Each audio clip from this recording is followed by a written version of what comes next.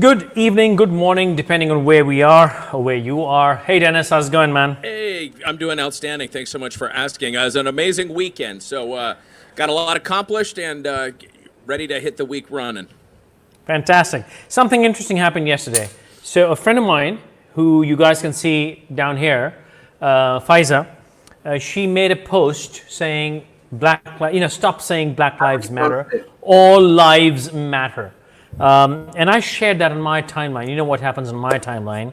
And some people just went after her saying, stop saying that. You don't know what's happening to Black lives and, Black Lives Matter and stuff. And I just cracked up laughing because here I'm going to introduce Faiza. Faiza is actually a South African who was born and raised at the peak of apartheid. And she spent all her life in apartheid. And the world was sitting here and telling her about racism. Faiza, thank you very much for joining us, love. Hey, Faisal. How are you doing, Faisal? Hi, Dennis. So what happened? Faiza, what happened? Please tell us. Oh, somebody did a post, and it's about the Floyd killing thing, and it's been on the news. Everybody's talking about it here in South Africa as well, and I came across a post by a mutual friend, and I thought it resounded with me. And I said, okay, I'm going to repost this because it basically said, why is it only Black lives? Why is it, put your race card away, all lives matter. And I posted it very innocently, and Faisal, of course, being who he is, reposted it. And then I got this thing called, some woman called him a douchebag. And okay, I know he's a douchebag. I'm only allowed to call him a douchebag. I agree with you, Faiza, but not because of this. Yeah, no, not because of this. But that's another subject. Right. So I went after her and I said, well, for some clarity, tell me, what did you find offensive about this post? And she proceeded to tell me about how uneducated I am, and have I lived through cops killing your son and black people, white cops killing black people. And I said to her, but and she said to me, go educate yourself about the American black killing. So I said to her, well, I don't need to do that. I live in South Africa. I'm a child of the apartheid era. And I just want to clarify something. I haven't lived all my life. Since 1994, we've been living in a democratic country, but I said to her, if anybody understands racism, I was born into it my whole life. My young adult life, it was all about racism. I think I was about 30 or something when I was allowed to vote for the first time. My parents have, in 1994, my mom was born in 1940, and in 1994, she voted for the first time. So, if anybody understands, let me interrupt. Voting is not a big deal. I mean, it's not such a big deal. You guys were not allowed to walk on the same side of the road, and dogs and blacks and Indians not allowed. That's the kind of racism they've seen. As a kid, we used to walk down the main city streets, and we were not allowed to sit on benches because it said net blankers, and in Afrikaans it means only whites. And we couldn't, and this is common knowledge to anybody who is educated. This is common knowledge. You couldn't walk into the same stores and through the same entrance. Restaurants were closed to us. In fact, you had to carry a pass before I was born, and that's when Gandhi came down and he abolished the pass. But that's the past. And my take is this: we now moved on. Throw away your race card. It's not, we're living in a democratic country. We're living as people. And that was where it was coming from. And she took offense to that for some reason. I don't know. She thought maybe I was white. Maybe, and I said this, and Black Lives I think Matter. So Faiza, we did a show the other day. Dennis and I did a show that we're all racists and we need to own up to it. In one way or the other, we are racists. In our assumptions, we are racist. Now we assume if somebody doesn't agree what our opinion is, they would use anything to undermine you, attack you, and they would use racism. And the racism is not necessarily just based on color or ethnicity. Racism is about everything. Racism about education, about social status, and we use any of those instruments, to undermine the other person. Absolutely, and this is what I proceeded to tell her. You have factionalism, you have sectionalism. Racism is based on religion. If I'm a Muslim, you're a Hindu, you're a Christian, you're a Jew.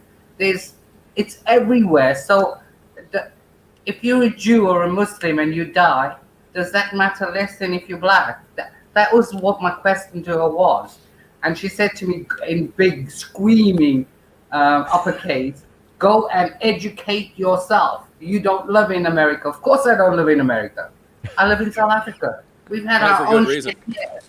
We've gone through our own shit here, Yeah. Different. We've had a black man a couple of weeks ago that was killed by the South African SANDF, the South African National Defence Force. The soldiers were cleared of it.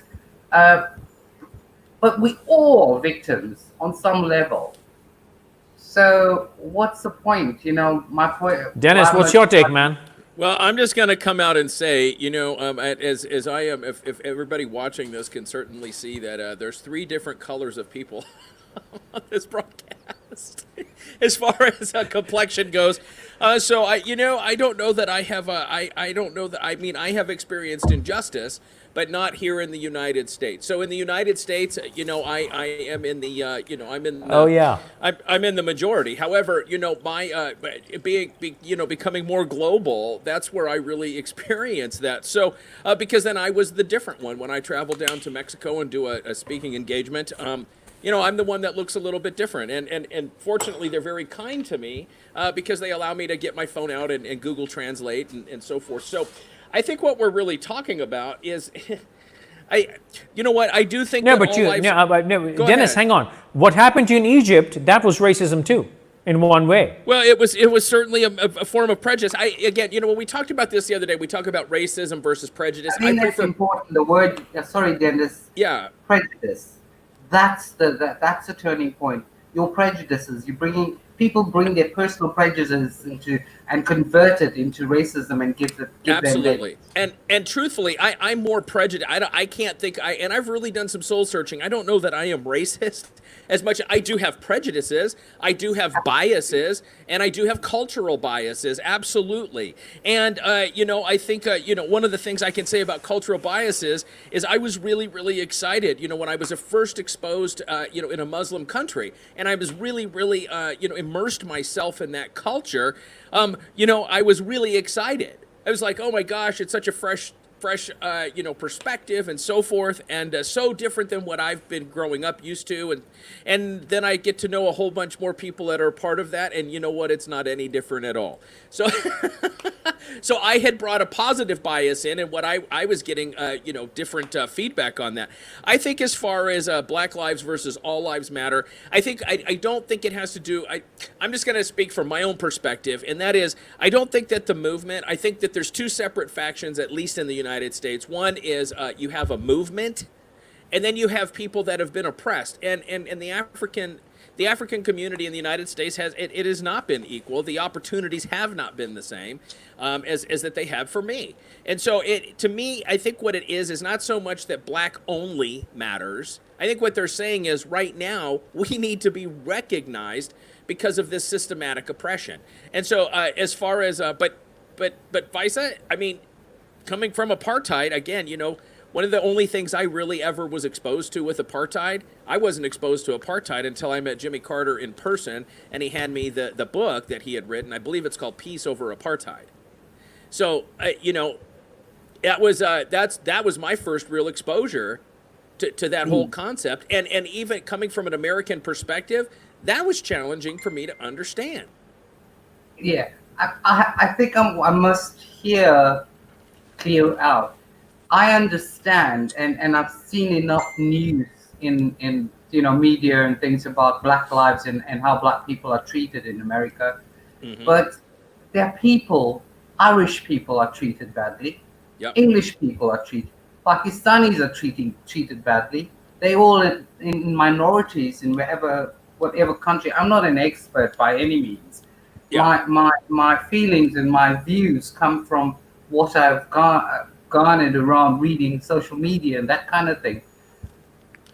You can't discount the fact that Floyd was killed or murdered Absolutely or not. whatever. You cannot. Absolutely not. Every life is valuable, and that is the point. Regardless of who you are, where you are, every life is valuable. Yeah, And and I agree, Faisa, and I just want to take a minute to say, like, because I think one of the things that, one of the other sides of this topic that I've been hearing about here in the U.S. is that, Mr. Floyd, he had a colorful past. He had previous run-ins with the law. There's even people here in the United States, other broadcasters that are coming out against him.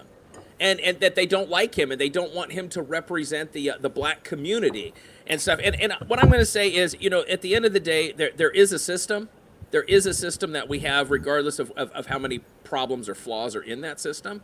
But at the end of the day, like, if we're going to change anything, we have to use the system to change the system, because that's the only way real change happens. I mean, apartheid had to end in order for people to get some freedoms. Unfortunately, here's my question. Here's my question. What are we trying to change here? If we're going to try to change, and I have always stood against women's rights. I do not agree with women's rights. I do not agree with laws made for protection of women. The moment you talk about women's rights or gender rights, or you talk about laws made particularly for, you're basically saying that there is something unique about them and they need unique kind of protection. That in itself is racism. We need to create laws and mindsets and ideologies and opinions and concepts which are made for humanity. Every human being who there is an atrocity against, it is an atrocity is an atrocity. Bullying is bullying, abuse is abuse, crime is crime, police brutality is police brutality. Doesn't matter what the color, race, religion, origin, ethnicity of the person receiving it is. And likewise, you make women's rights. You've got same-sex marriages now. So what you're saying is, theoretically, they're two men. So if one man beats the other man, the rules don't apply. I think that's completely, a wife beating a husband or a woman beating up a man. I think you need to start taking people as people, not as people as bearded, non-bearded, tall, short, white, black, brown, gray, Muslim, Jew. What is this? This is 2020, for God's sake. This is not 10 BC. Today we are more equal. Look at this. There are three people: white, light tan, dark brown. We all are in agreement, which means we all have the same brain, same thinking. Faisa lives in South Africa. I've met her once in my life briefly. Dennis I've never met. He's sitting in Arizona. I'm sitting in Pakistan. But we all think alike. We all believe alike. Absolutely. Or we could have difference of opinions, but we're still same people, children of the same God. What's the bloody argument? What's the problem? Well, I think it comes down to opportunities that are available. That's what I think it is. I think it comes down to opportunities that are available to people. FQ, you and I were looking at a business. You and I were looking at a business opportunity last week, and what's the deal? It's not available to you in Pakistan, that it is available to me, and that has nothing to do with our color or anything. But that's simply that it's not available to you in Pakistan. I don't claim to understand those geopolitics or business politics or anything else. But the point is that it comes down to opportunities that are available to people, and it's about we violence is violence, and I don't think that it makes any difference to say, well, it's okay if it's justified in this particular concept or this context, but not in this context. I think it's just time for all of us as humans to recognize the humanity in all of us, which has nothing at all to do with our governments or the media. And and I'm just going to come out and say, I think a lot of this is we're being told to choose a narrative. That I can't stop, but I can't help but think that. I think we're being forced to choose a narrative, and we're being forced to choose a side, at least in this country. And how convenient right before an election, right? I mean, listen, Mr. Floyd's death, I think that was an incident by itself. I do. I think that that was an incident by itself, and what we've done is now we're taking and saying we're lumping all of these other atrocities into it, and they're not connected. They're not. Ahmaud Arbery, terrible situation, horrible. Those citizens had no business gunning that man down, none. But the police didn't do that. Okay, I have another point. I'm not saying that there's no bias in the U.S. against colored people. Fine, Okay. there may be. I'm not even saying that certain policemen don't use brutality against people of color. Fine, but that does not mean that every. I mean, Dennis, you've been told why you're doing this video podcast with a Pakistani. Yeah. Oh, and your words exactly. You were told Pakistanis are terrorists. Well, how the fuck is every Pakistani a terrorist? Likewise, how the fuck is every American anti-Pakistan? How the fuck is every cop bad? Yeah, It's the same as think this I is don't sad. own an AR-15 and I've never shot up a school, and I'm a white guy in America. Yeah. You know, it's the same thing here in South Africa. You have I often get told that I'm pro-white because of my views, but it's not pro-white. It's not pro anything. It's pro-life. We have incidents here. One of the incidents that I brought up on the to that person on Faisal's Facebook post was about all the black children that are being killed here, children that are being raped, the gender bias atrocities that are happening here. Do those lives count? White farmers are being killed. Why isn't the world up in arms about that? I think that the issue is people brutality. Use it to Yeah. get popularity, and Of course. I don't know if it's going to be the government or individuals or what, but it's sad that it's actually we live in a world where there's three different people from three different countries all have the same ideals, but nobody's really paying attention because of the sheep mentality.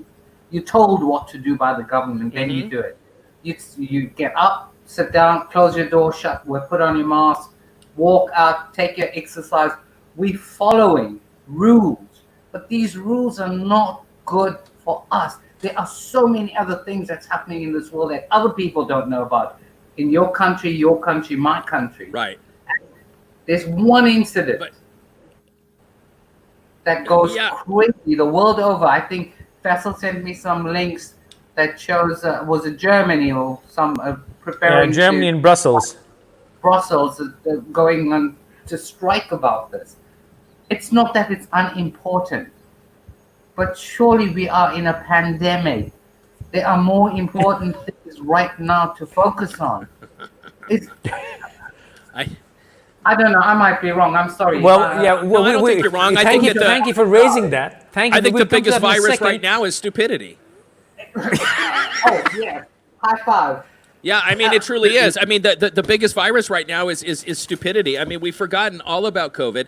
I'm just gonna say, like, coming from, and all I can do is bring this, from my perspective, living here in the U.S., is I don't understand. I understand outrage over brutality, but I think that every country, one of the guys I follow, one of the broadcasters I follow, Nas Daily, and maybe a little plug for him. His content is amazing, and just I really like it. But he was coming out. He came out with an episode and talked about I believe it was a Palestinian person that was gunned down. This was a disabled gentleman that was gunned down by the Israeli police. And guess what? I've not heard about The that. Palestinian had no weapon. No weapon, just basically just going to school. So I guess what I don't really understand is why we're taking and latching onto one individual when we can probably go to every single country.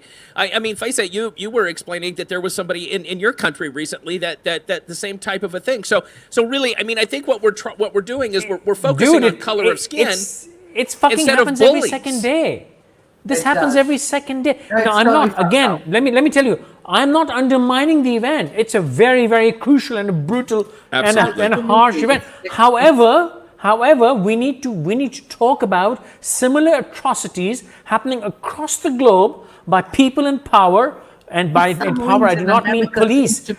I mean people in majority, people in a situation where they can get away with this shit, and they get away with this shit. And you know what? It's not just. Let's talk about white lives. Pfizer, you would know, but in Kenya it was, right? Where the blacks were killing whites while throwing them out. Left, right, Well, they were slaughtering them. it's Come been on, yeah. happening Hey, everywhere in in Africa. Joburg, it happens everywhere, sure, but I want to make a point. In Joburg, you guys fucking live behind fences, electric fences, and electric You have powered no gates. idea. I know. But and I you know know, why? like, Because one some thing black that dude's you- going to break into your house and actually cut your throat just for the fucking fun of it. No, not for the Because, fun you know, of I it, felt but- like it. It is. It's the right thing. But I mean, you look at it here. We have, I think, on average, I can't get the numbers, but white farmers who are farming and providing food for the country are getting killed. Wow. There you Nobody's go. thinking about that. There you go. People are getting gunned down, and business people get gunned down. Nobody's screaming about that. Right. Nobody People creating shot. jobs, people creating opportunity, and they gun down just for the fuck of it. At the Yeah, well, risk of- I'll just say, in America, we just declare war, right? So we just declare war on things. We declared war on drugs. Let's be with war on drugs. And honestly, who fills the American prison system? Black men. Black men, they're the ones who fill the American prison system. We need the black man so that we can take and put him into keep the industrial prison complex functioning and profitable. So war on drugs. This is why marijuana being legalized in so many places across the United States. The number one group to fight it, police unions. The number two group to fight it, correctional officer unions. Why? Because because that's how they get their money. So it's really interesting. Now we have 9/11 happened, and now what do? War on terror. But what did the war on terror do? That opened up the government to listen in on our phone calls, right? So it all really just kind of ends up seeming very convenient. I don't know. This brings us to theories, conspiracy theories, and that's another favorite subject of mine. I love it. Well, I my love- friend, not all conspiracies are theories. I have to agree with you on that. But, Okay, before we switch gears and go to COVID, let's take a look at a few comments because I think they're interesting ones and there's some of them need attention. I'm going to start with Neil Robertson. Hey Neil, I have no idea where you're coming from, which one of our, I don't know if you know Dennis or me. One idea that I like was when people say save the rainforest, do we say but what about all forests? The rainforest is on fire and needs help. Well, guys, you want to comment on that? Yeah, I don't know that I really have too much. I mean, I think that's the same thing. I saw somebody wearing a shirt that said "Save the whales," and then somebody else, but below it said What about "All the mammals are dolphins? important" or something. So It- I think it's just an overall. I think that there are certain times when we can go back in history. We can go back in history and look at when Christians were being persecuted. We can go back and see when Muslims were being persecuted. Jews they've certainly suffered there. They've certainly been persecuted throughout history. So I think that's just religion. We're not even putting color of skin in this. One of the biggest interesting things I saw, and it was just very surreal for me when I was in Egypt last summer, and the hotel I was at was segregated. It was the Africans did not want to say they did not stay with the Egyptian part. So and I was even told oh, hey, you can't go in that area because I'm naturally just going to go where I want because I'm an American and that's what I do. Yeah, but it was arrogance. There was Sorry, but Oh, For sure. Dennis is one arrogant dumbass, man. I'm telling Hey, you, he's I- American. Well, Pfizer, he's I- American for but God's I sake. own it. I Yeah, own that's my true. arrogance and my dumbassedness. I own it.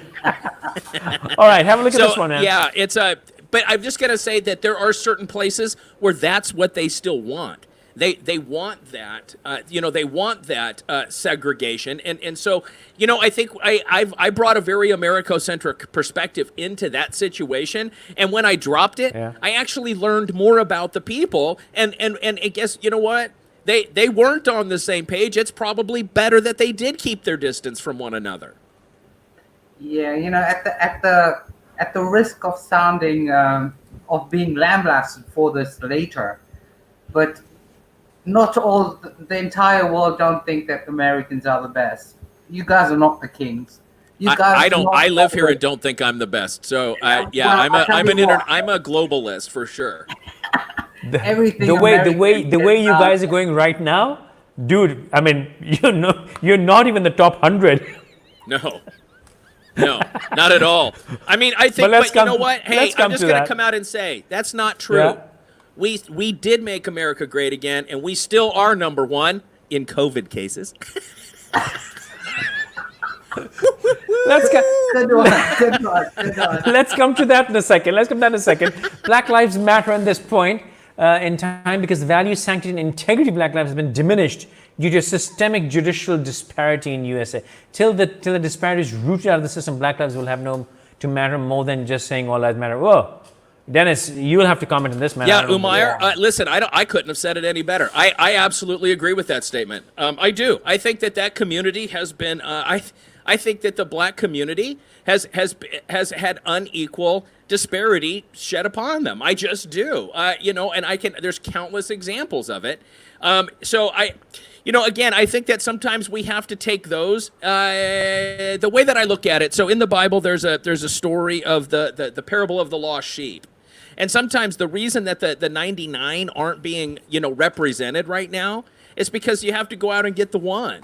Right? I mean, that's kind of just the way I see it. And I feel like here in the U.S., the black community, they're the one right now, and they're the ones that have been picked on. So it's time for the 99 to come around them so that we can all be together again. Really, I think what the evil force truly is it's our governments. It's our governments. It's being so divisive and deliberately trying to separate us. Okay. This is a very emotional and very controversial thing about black people, because then I would then wonder and say, what about the black children, black women, black men here in our country that are being killed and battered and bruised by black people? Right. Not white people or Indian people or colored people. It's not other races, but that is a huge problem here with us, but nobody gets the world doesn't see that. It does not. It takes one Floyd to die or to be killed for the whole world to jump in on this. Countries are preparing to go and march, but there are people here that live below the poverty line. They are. You have no idea of the disparity that is in this country at this stage with the poor, and these people don't really have a voice. Sure. I mean, the South African ghetto is scary, man. It's really scary place. I've only seen it from a distance, thanks to Faiza driving us around. That's a scary sight, man, and that was a long time ago. I'm sure it's even worse now. Well, it's not. Unfortunately, the situation is such that you don't only get it with the black people. There's other people, other races too. But somehow, I don't know what it is, other races get sidelined. But it's happening to everybody, every culture, every color, every nationality. I'm sure it's happening in Iceland. Good. Every situation where there's a majority bias against a minority, it's happening anywhere where there's somebody of influence and power, a majority who has a fucking bias against anyone who is outnumbered. India, look at the way Indians were killing. Here's what I say. What the fuck was that? I think you Or they're can really about to tell. win an Look at how election, or they're about to go into an election. Well, I think that matters too, and I'm going to say, at least here in the United States, you can really look at, you can really see what whose lives matter the most. I mean, look at poor people, and that's what I want to say is you can see, like, is it really that is it certain people's lives that matter more or less? Look at all the homelessness that is going on in the United States, and I can tell you. I see people of all different colors, nationalities, Absolutely. races. I'm assuming religious beliefs as well. And so, America. I think that's everywhere. It's here as well. Right. So really, is it really that it's racism, or is it really that it's poverty? It's socio-economic. It's geopolitical. It's a whole fucking load of shit.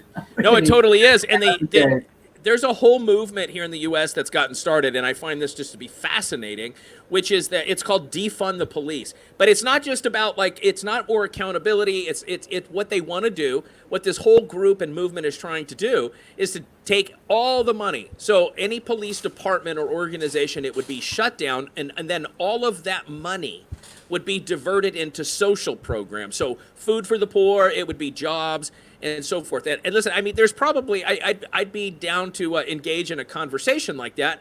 But the whole point about policing then comes down to, well, no, each community would police itself. I'm like, that's tribalism. I mean, that's exactly what we would be setting up is don't come into my tribe's area. We're not going to go into yours. And so, I mean, the whole concept, it just seems like, also, there's got to be something in the middle besides just but the taking crime is not going anywhere, reaction. so you can't. The crime is not going anywhere, so you can't. No. You can't undermine law It's enforcement. escalating. That's a completely different fucking discussion. Right, Okay, but this is how it gets all convoluted and the directions Yeah. that people want to take this, and it has nothing. Oppression is oppression. That's the At issue. any level. That's the On bottom any line. level. Bad is bad, good is good. Okay, here's a comment. Dennis, for you. Hey, DT. Great information Lori. discussion. We're talking about COVID-19. People can be ridiculously stupid. Our hospitals are almost at capacity in AZ now. As a nurse, it infuriates me that people are gathering together when a number. Well, first of all, Lori, thank you very much. You're a nurse. God bless you. God help you. Keep doing what you're doing. I mean, you've got our prayers and support. Anywhere in the world, any health worker right now who's having to deal with the fucking stupidity of our stupid leaders, you know what? I'm sorry for the health workers. I salute the health workers. God, I pray for you, and I hope you are freed from the stupidity of our leadership and our people. Hey, Lori, that's a great. Thanks for the comment. It's nice to see you again. It's been a while, love. So here's the thing. You're totally correct, and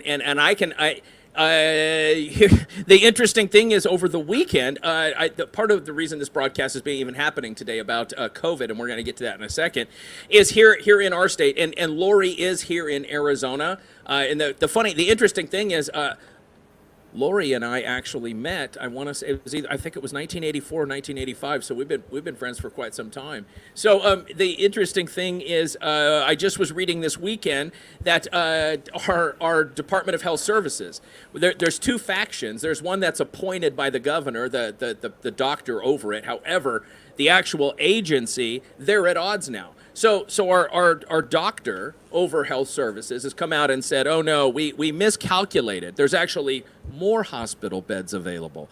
And I'm calling bullshit on that. I'm absolutely calling bullshit on that. I have same too here, many man. people in that industry. I don't have facts or numbers, but that's not what I'm hearing from my colleagues.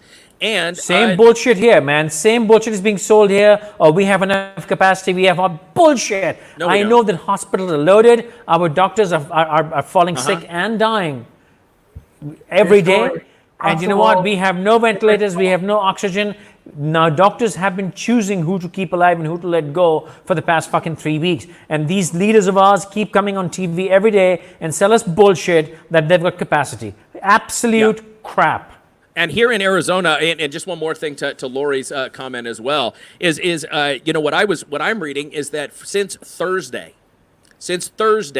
within 2 weeks after reopening, this mad push to reopen, what we end up with, over 1,000 new cases per day. And listen, I'm just going to come out and say, because what I always hear is, well, it's because there's more testing. No, it's not. It's not because there's more testing. It's because there's more community spread. So everybody, I mean, at the end of the day, FQ, I guess people are getting what they want, which is herd immunity. So I guess that's it. So, maybe Yeah, but at the cost of what, man? Why don't they want herd immunity? Fucking pour it on your parents, man, on your loved ones. Well, I don't know. Why don't you They give them want herd injections? immunity, but Fucking when give IV COVID, man. Well, when I call them an Why animal, should they we don't suffer? like that. Why? I don't understand that. Herds are animals, but if I call a group of people animals, I get in trouble for that, right? So, like this whole thing has just gotten to be so out of hand and so ridiculous here in Arizona. And last week I showed, my governor and my president pretty much doing everything. The president took my governor and basically bent him over his wall without a reach around. And then with that being said, he now takes and goes, oh, we're going to open up because the president just came here. Well, now we're open back up. Great job. Great job. Let me Keep just the economy say- going, and it's all going to Bro, let me take one last comment, then we switch to COVID, because this is, whoever Cal QD, now that's a perfectly fake account. By the picture and the name you can tell. I have a question. If a man broke into a pregnant woman's house, put a gun to her belly, then should that man be glorified and hailed as a role model and hero? Now that man is George Floyd. Mr. Fake Account, no one's freaking glorifying him. He committed a crime. He's a criminal. Take him to the court. He deserves to be heard on a proper trial. If he's a criminal, hang him. If he's not a criminal, free him. Whatever his crime, punish him, put him in jail, whatever it takes. But you can't kill him, choke him with a knee on to his throat on the street like an animal. You don't even kill animals like that.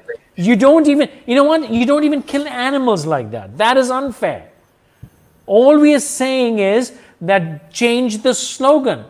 All we're saying is it should be atrocities against humanity. There should be no crime, oppression, forced justice, vigilantism, regardless of your race, color, culture, credence, your whatever fuck you want to put in that mix. Take everything out. A human being has committed a crime. Take him to court. Try him. If he's committed a crime, whatever the law of the state. If he gets the death penalty, please give it to him. But don't choke him or shoot him while he doesn't have a gun, he's no threat, and you take him. Because when you allow that to happen, then you know what? Anyone can kill anyone and say, hey, he's a criminal, how can you glorify him? You're taking away their opportunity to prove their innocence. You're taking away their opportunity you're taking away your own opportunity to prove their guilt. So it makes no sense. No, but that's one side. That's what you're denying him a chance to fight his case. On the other hand, you're allowing people to just go around fucking killing each other. Right. Oh, he committed a crime, boom. Oh, he did this, boom. Coming from that world myself, I am just simply going to say when you take a position like that, you are held to a higher standard, and you take an oath to be held to a higher standard, and you agree to being held to a higher standard. Yeah. So there's lots of sequences of events that happened in this whole chain that that need to be taken into account as well. Let's get to COVID. Yeah, man. So our prime minister came on television this late afternoon, and this man actually started by saying, "Let me tell you, a lockdown does not bring an end to COVID." And that sounds like Donald Trump, but Al Khan is the same. He said a lockdown is not going to bring an end to COVID, and the virus will spread no matter what. The only difference between a lockdown and no lockdown is that in a lockdown it spreads slower. Without a lockdown, it spreads faster, but it will continue to spread. So I wrote on my timeline that somebody can please call New Zealand and say, hey, you guys screwed up. You assume that with the 75-day lockdown, you've gone down to 0 cases. Morons are genius, and of course, America's genius. And as per Rafia Bogo Johnson, BJ. Can you imagine his initials are BJ? BJ is saying, so BJ, the 3 BJs are basically saying, oh no, lockdown doesn't change anything. Go out and die and kill your parents and families, even if you don't want to, because what they've done, in my opinion, if they've taken people, turned them into walking COVID zombies and let them out. They're free to infect the whole universe. They're free to infect anything you touch because they're out there. Yeah. And even if you don't leave home, you're going to buy groceries, you're going to buy food, you're going to buy something, and this is going to come to you sooner or later because there are millions and gazillions of people out there getting infected while these clowns are saying lockdown does not kill the virus. No, what the hell fixed... Lockdown doesn't kill the virus. What it does is it keeps it from being spread all over the place. It doesn't kill the virus. It keeps eventually it it does. Spread. No. Eventually it does kill because once it stops spreading, eventually Correct. It has no. It'll either, God forbid, kill a few people, or it would infect a few people, and they would all get antibodies, and they would be resistant, and that's it. If you want herd immunity, do it in quarantine. Why do you want herd immunity like a bloody pinball on the streets? This thing is playing pinball out there. So Faisal, I'm curious. I know what goes on in I know what goes on in this country, and I know what's going on in Pakistan and a couple of places like in India and stuff like that. What's going on in South Africa? You know, in your part of the world, are people following protocols? Are they wearing masks, or are they being bloody Americans where they're like, "F your mask, you're not the boss of me." What's happened here is the state of emergency was declared about 3 months ago, just under 3 months ago. And we went into total lockdown. The South African Defence Force was called out, police and all of that. You were not allowed to leave the parameter of your living area. If you lived in an apartment, you were not allowed to leave your apartment block or your apartment. You couldn't walk in the corridor. And that was the most stringent thing. And it was broken down into 5 levels, 5, 4, 3, 2, 1. We're now at this point on level 544. We've come down from 543. We're on level 3. No, I've even forgotten anyway. I think it's 3 or 4. But no sooner have we come, more people have been allowed to go out and go to work and things. The scale of infection has risen. Whether this is true or not, we don't know. There's not been a lot of transparency initially about the number of cases and the studies, and there's been quite a few court cases. Normal people that have taken it upon themselves to form little groups and take the government to task. And the most recent one is there's a group, I can't remember the name, and I stand corrected on it. Just a normal layperson who has some legal experience that went to court and ruled that the lockdown was unconstitutional, and the court ruled in his favor, and the government has got 2 weeks, literally had 2 weeks from then to come back with the response. I stand corrected again, but I think it's been postponed. It has had a tremendous impact on the social, on the economy of the country. I mean, we were in junk status before this. Now we, like, below junk. I think we're out there, right at the bottom of the mulch. There's been a lot of, from where I am and in the community that I am living in, and in the area that I'm living in, sadly, a lot of people are suffering. And I'm talking about middle income people. Yeah. I dread to think about the poor. Food parcels were supposed to have gone out. How much of it actually happened, nobody knows. There were funds that were made available to people who didn't have jobs or were forced to stay at home. How much of that went out, we don't know. So everything is still in a sense of secrecy kind of thing. We don't know facts. We don't know figures. And the one thing for sure is that we've come out of this lockdown, this level 5 into 4, 3, and this, and the escalation has occurred. Yeah. Now, And your number of cases are escalating. yes, but So when you were at level 5, was it actually enforced, or were they just monkeying around?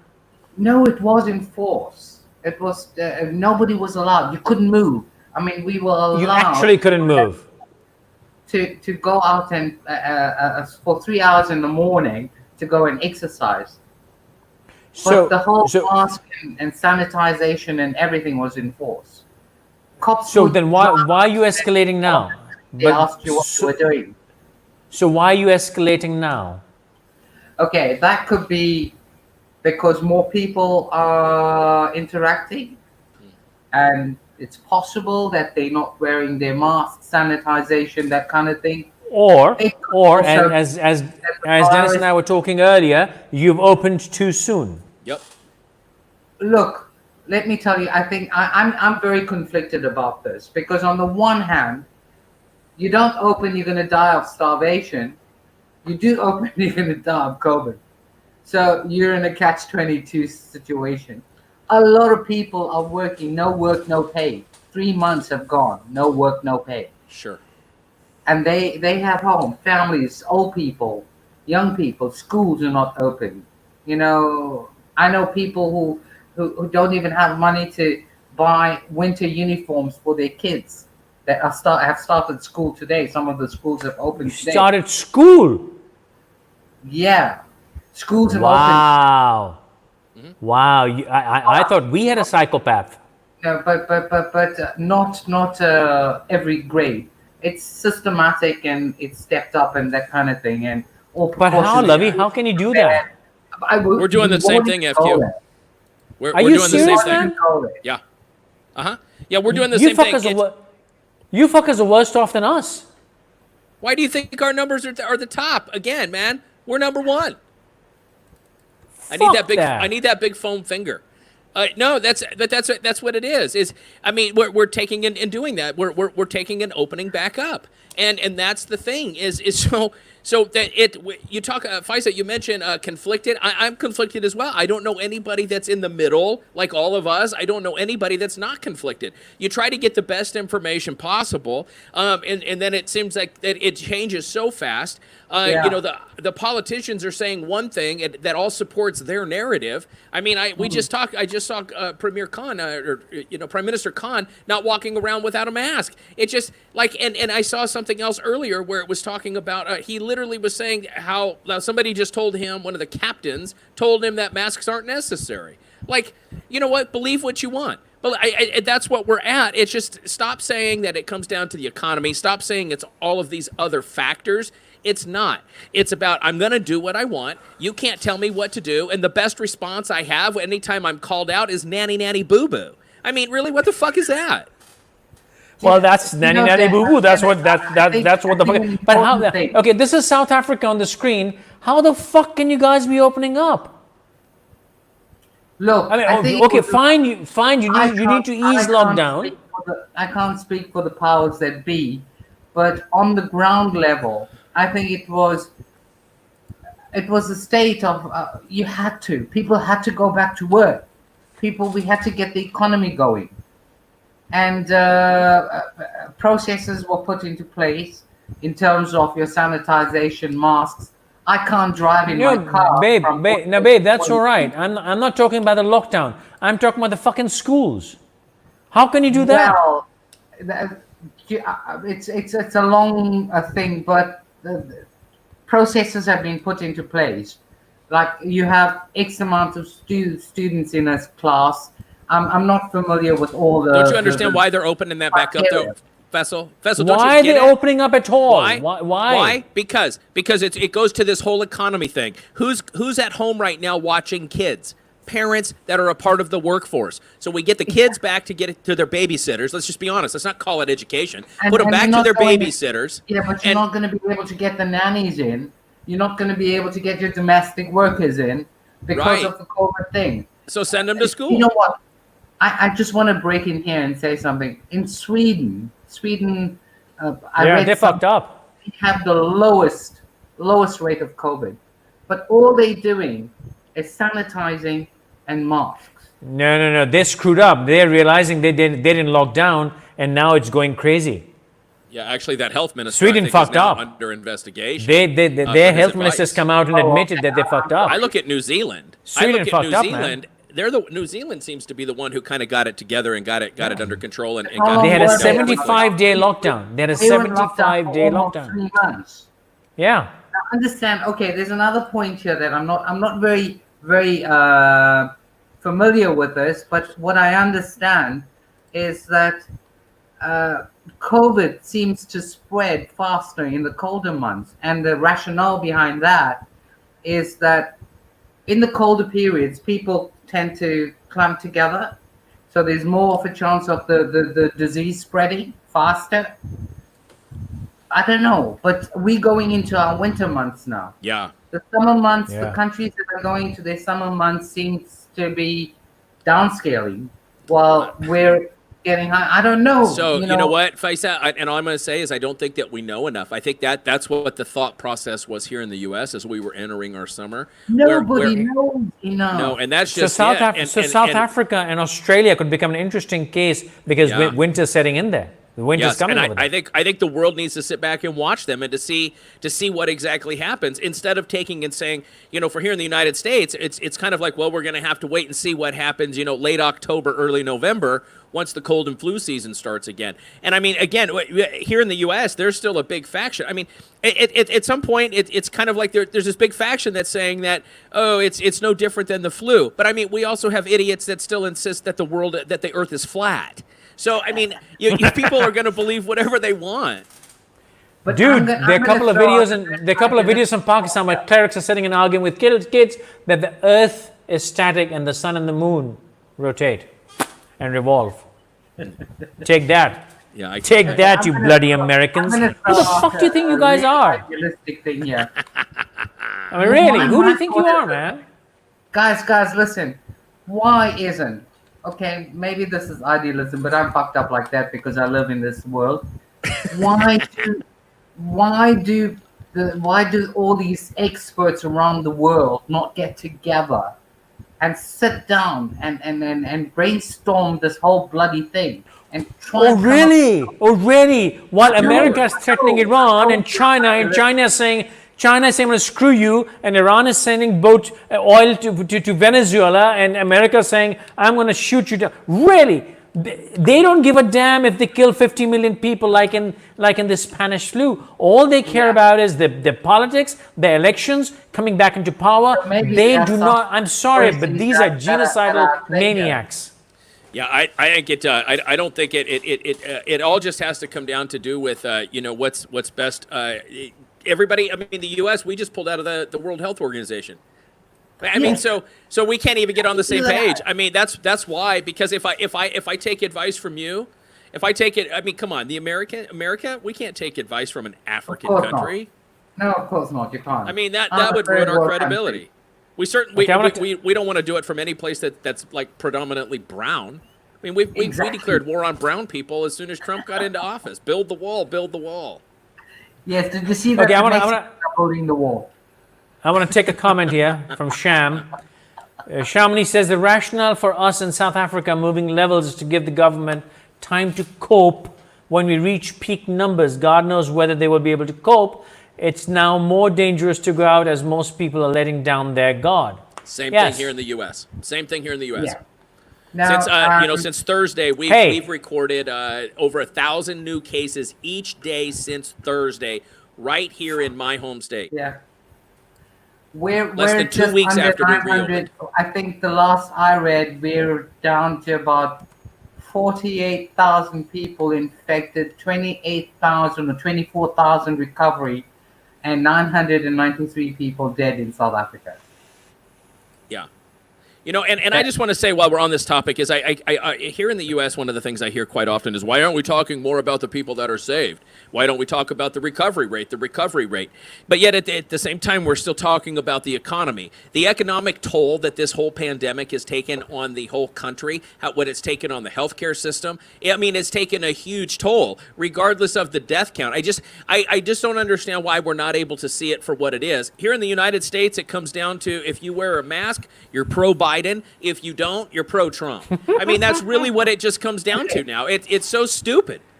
I'm going to throw a spoke in the wheel here. Yes. There's a lot of questions here in South Africa about the transparency of the numbers. People go into hospital and they have an asthmatic attack. Is it being put down as a COVID death, or is it because you just asthmatic? What are the numbers that are real? That is the question. Is it as bad as what they say it is, or is it not? Are there that many people are infected, or are they not? Well, I think that Lisa, we have to look at the collateral damage as well. I think that there's collateral damage in this, that a lot people are just kind of it gets skewed in the numbers. And so I just heard somebody say the other day that they had a family member that wasn't feeling well but wouldn't go to the ER because their family wouldn't be allowed in there with them because of COVID. Mm-hmm. And now that person ended up dying of a stroke. They're at home. And so they're saying, well, no, that's a COVID-related death. It's like, That did not happen because of COVID, but the collateral damage in here in the United States, coming from this background myself, is, there's a lot of things, car accidents, strokes, aneurysms, heart attacks, so forth, that we a lot of people get cured for here in the United States. They have these events in their life, and then they get treated, and pretty fast interventions, and so they do pretty well with recovery. And now, because the hospitals are at capacity, those people aren't necessarily getting the same care, or the speed of care isn't the same because the resources have been diverted elsewhere. So I think that there's a bunch of things going on. As far as accurate information, I don't know that it's really possible. I really don't. I think that what we can say, though, is like, we know that there's this many cases. Why do we need all this extra data? Why, when the data comes out, our first thing is to go, yeah, but let's find the reasons that it's not true. And so I think data has its place. Put your head in the sand and it's not happening. Close your eyes and it's not happening. And there it is as well. I mean, you know what President, our president here, it was, we need to lock down. Everybody but me is required to wear a mask. You're especially required to wear a mask if you're around me. Will I be incarcerated if I say something nasty about your president? Not from American? my country. Oh, please go for it. You can't say anything worse that's not being said on a daily basis about that guy. So. Oh hell! I think he's a dipshit, really. Yeah, I mean, it just doesn't make a lot of sense. And so again, now you have, don't wear a mask, but definitely do wear a mask. Oh, we're going to lock it down except for your church service. But I have to tell you, in terms of wearing masks and that kind of thing, in the area that I am in, where I move around freely, I would say that 80% of people are wearing their masks and they're sanitizing the stores. You walk into a store, they are so particular about the protocol. There's the little shops, okay, but I'm talking about the department stores. Yeah. They follow the thing. Whether it's going to help or not, I don't know. I don't even know if I'm going to live through this thing. I don't know what's going to happen tomorrow, but it is a sad, sad state of affairs. But I do want to say, though, is when governments cannot trust their subjects or their people enough to tell them the truth. Give them the truth and let them deal with it. Deal with it from there. That's all we ask for. Thank you. Very, very well said. At least in my case, Pakistan, they just BSing, man. They just BSing, and they've got whole campaigns. Oh, don't be scared. There's a video going around where Mr. Prime Minister 4 weeks ago saying, oh, it's just a flu, don't worry about it. Today saying, oh, no one is taking this seriously. Obviously, you told them it's a bloody flu. Okay, I've got to right. ask So you he's been making something. these conflicting statements. And that's what confuses the hell out of people. And the governments, I'm sorry, governments need to take a solid stand. If they don't take a stand, then the governments are useless. Then I can run my life myself. I don't need you. Why am I paying so much tax and paying to run the government? I shouldn't. Dennis, something that we've got here, which I don't know if it is in other countries, and maybe I'm not seeing it anywhere else, so I could be wrong. We have a ban on tobacco products. You're not allowed to smoke. You're not allowed to buy cigarettes. But there is a huge illicit cigarette trade happening here, like, bootlegging, that kind of thing, bootlegging of cigarettes.